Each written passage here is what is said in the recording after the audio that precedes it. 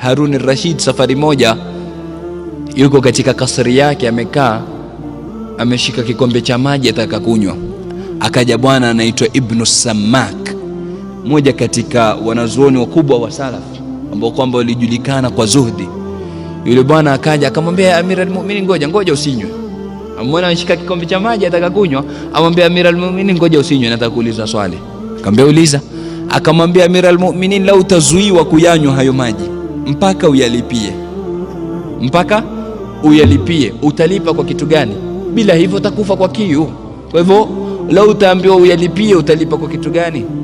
Akamwambia nitatoa nusu ya ufalme wangu. Nusu ya ufalme.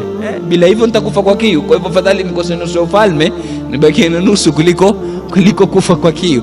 Amwambia nitatoa nusu ya ufalme wangu. Akamwacha akayanywa. Baada ya kunywa anamuuliza tena, amwambia Amir al-Mu'minin, lau utazuiwa kuyatoa hayo maji ukawa washindwa kwenda haja ndogo mpaka pia uyalipie,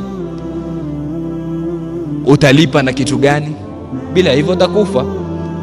Akamwambia nitalipa na nusu ya ufalme wangu ile ya pili.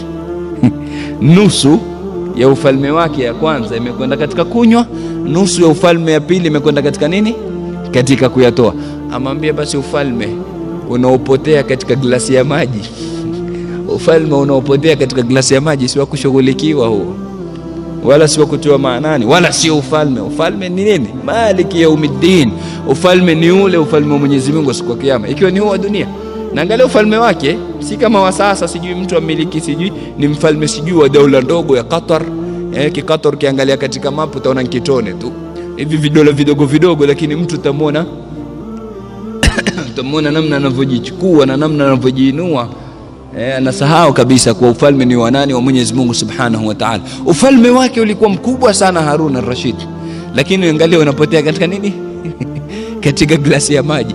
Amwambia glasi ya maji tu, nusu katika kuyanywa, nusu katika kuyatoa. Ufalme wote unapotea huo, basi si ufalme, si wa kushughulikiwa, si wa kutiwa maanani.